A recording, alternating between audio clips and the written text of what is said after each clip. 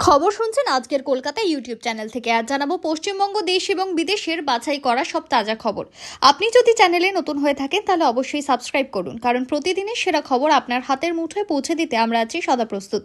খবরের শুরুতেই জানাবো সংবাদ শিরোনাম।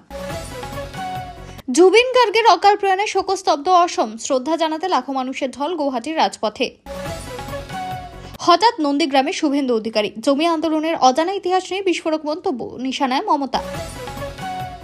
9 দিনের মধ্যে শেষ করতে হবে প্রস্তুতি, সিইও বৈঠকে এসআইআর নিয়ে সময় বেঁধে দিল কমিশন। জলপাইগুড়িতে শহরের কাছেই চিতাবাঘের হামলায় আহত 4। ব্যাগ ভর্তি কার্তুজ, কলকাতা বিমানবন্দর থেকে আটক টিএমসি কাউন্সিলর। বাঙালি হিন্দু, বিহারি হিন্দু, হিন্দুদের মধ্যে বিভেদ তৈরির চেষ্টা করছেন মুখ্যমন্ত্রী, সরাসরি নিশানা শুভেন্দুর। প্রতিবাদ, দলের পদ থেকে ইস্তফা দিলেন তৃণমূল বিধায়ক। রাজনীতির মাঠে ডিগবাজি খেললেন বিজেপি বিধায়ক, কেন এমন কাণ্ড ঘটালেন, চরম কটাক্ষ তৃণমূলের। এক ধাক্কায় 1000 ভোটের আগে কুলতলিতে লালপাড়ায় বড় ভাঙন ধরালো তৃণমূল।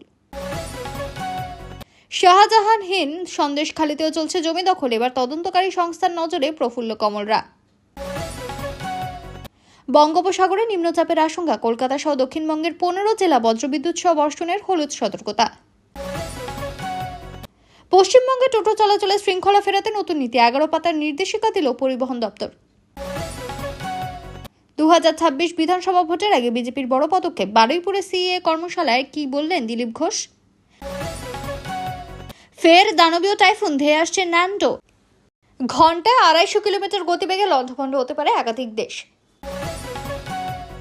আদালত কক্ষে রিলস, পক্সো মামলার শুনানি চলাকালীন ভিডিও বানাচ্ছিল অভিযুক্ত, তারপর কি হলো। ভারত ও নেপালের মতোই হবে মমতা বালার মন্তব্যে কড়া জবাব শুভেন্দুর, কি বললেন। পাঁশকুড়া ধর্ষণ কাণ্ডে এসপিকে দিল্লিতে তলবের হুঁশিয়ারি জাতীয় মহিলা কমিশনের। পড়শি দেশগুলির পরিণতি দেখে সতর্ক ভারত, গণরোষ নিয়ে গবেষণার সিদ্ধান্ত নিল অমিত শাহের স্বরাষ্ট্র মন্ত্রক। সীমান্ত পেরিয়ে অবৈধভাবে ভারতে প্রবেশ, মালদায় গ্রেফতার 2 বাংলাদেশি। ফের বিহার, এবার তেজস্বীর সভা থেকে প্রধানমন্ত্রীর মাকে গালিগালাজ, করা প্রতিক্রিয়া বিজেপির। যোগীকে খুনের হুমকি, মথুরায় পুলিশের জালে যুবক। এতক্ষণ শুনছিলেন সংবাদ শিরোনাম, এবার আসছে বিস্তারিত খবরে। জুবিন গার্গের অকাল প্রয়াণে পুরো অসম শোকস্তব্ধ হয়ে উঠেছে। গৌহাটির রাজপথে লাখো মানুষ একত্রিত হয়ে তাকে শেষ বিদায় জানাতে উপস্থিত হয়েছে। বিভিন্ন সাংস্কৃতিক সংগঠন, চলচ্চিত্র এবং সঙ্গীত প্রেমীরা মোমবাতি জ্বালিয়ে ফুল রেখে এবং নীরবভাবে শ্রদ্ধা জানাচ্ছেন। লোকজন তার জীবনের অসামান্য অবদান, সঙ্গীত জগতের বিশেষ দৃষ্টান্ত এবং মানবিক দিকগুলো স্মরণ করেছে।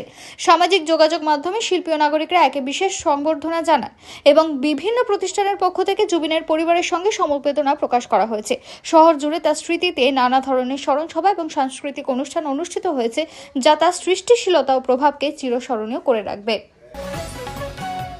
নন্দীগ্রামে হঠাৎ উপস্থিত হন শুভেন্দু অধিকারী। তিনি জমি আন্দোলনের অজানা ইতিহাস তুলে ধরে বিস্ফোরক মন্তব্য করেন। তিনি সরাসরি মুখ্যমন্ত্রী মমতা বন্দ্যোপাধ্যায়কে নিশানা করেন এবং তৃণমূল সরকারের নীতিগত প্রশাসনিক কর্মকাণ্ডের সমালোচনা করেন।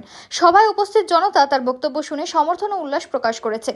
রাজনৈতিক বিশ্লেষকরা বলছেন, এই মন্তব্য ভবিষ্যতে রাজ্য রাজনীতিতে নতুন দিক নির্দেশ করতে পারে। স্থানীয় সংবাদ মাধ্যমগুলো তার বক্তব্যকে বড় গুরুত্ব দিয়ে প্রকাশ করেছে, যা রাজনৈতিক উত্তেজনা আরও বৃদ্ধি করেছে।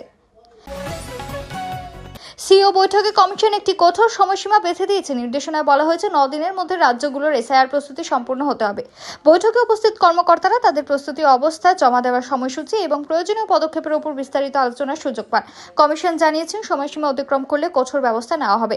এই নির্দেশিকার ফলে রাজ্য প্রশাসনকে দ্রুত এবং কার্যকরীভাবে প্রস্তুতি সম্পন্ন করতে হবে। কর্মকর্তারা জানিয়েছেন, তারা নির্ধারিত সময়সীমার মধ্যে কাজ শেষ করার জন্য বিশেষ দল তৈরি করেছে।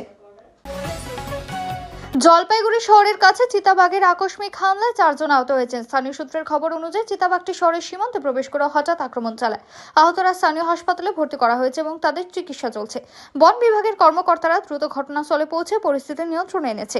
স্থানীয়রা আতঙ্কিত হয়ে পড়েছেন এবং নিরাপত্তা বাড়ানোর দাবিতে প্রশাসনের সঙ্গে যোগাযোগ করেছেন। এই ঘটনার পর শহরের শিক্ষা প্রতিষ্ঠানগুলোতে অস্থায়ী ছুটি ঘোষণা করা হতে পারে। কলকাতা কলকাতা বিমানবন্দর থেকে তৃণমূল কাউন্সিলরকে আটক করা হয়েছে, যার ব্যাগ থেকে কার্তুজ উদ্ধার হয়েছে, যা প্রাথমিকভাবে অবৈধ বলে মনে করা হচ্ছে। পুলিশ এই ঘটনায় তদন্ত শুরু করেছে এবং কাউন্সিলরের কর্মকাণ্ডের সঙ্গে কার্তুজের সংযোগ খতিয়ে দেখছে। রাজনৈতিক মহলে ঘটনা তীব্র প্রতিক্রিয়া সৃষ্টি করেছে এবং বিভিন্ন দল একে রাজনৈতিক উদ্দেশ্য প্রণোদিত বলে উল্লেখ করেছে।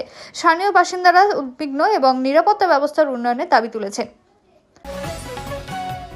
শুভেন্দু অধিকারী মন্তব্য করেছে যে বাঙালি হিন্দু এবং বিহারি হিন্দুর মধ্যে বিভেদ তৈরি করার চেষ্টা করা হচ্ছে। তিনি সরাসরি মুখ্যমন্ত্রীকে নিশানা করে বলেছেন, এই বিভাজন দেশের বিভিন্ন সম্প্রদায়কে ভাঙতে এবং রাজনৈতিক উদ্দেশ্যে অর্জনের ব্যবহার হচ্ছে।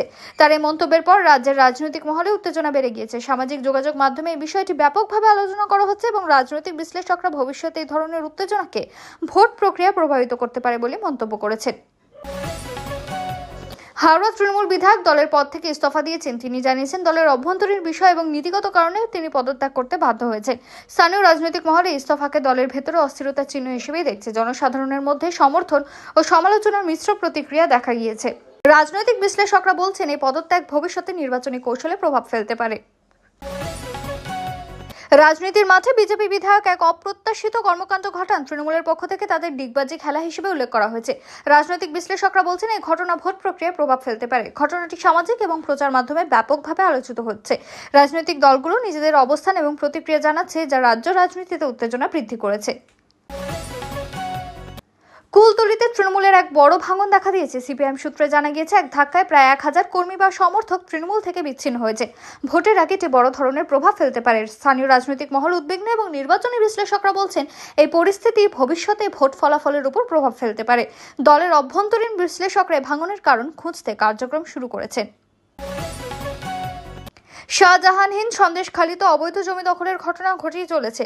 স্থানীয় সূত্র জানাচ্ছে, প্রফুল্ল কমল নামে দুই ব্যক্তি কর্মকাণ্ডে জড়িত। তদন্তকারী সংস্থা বিষয়টি নজরে নিয়েছে এবং যথাযথ তদন্ত শুরু করেছে। স্থানীয় জনগণ প্রশাসনের দ্রুত পদক্ষেপের দাবিতে সোচ্চার। জনসাধারণ এই ঘটনায় নিরাপত্তা ও প্রশাসনিক তৎপরতার অভাব নিয়ে উদ্বিগ্ন।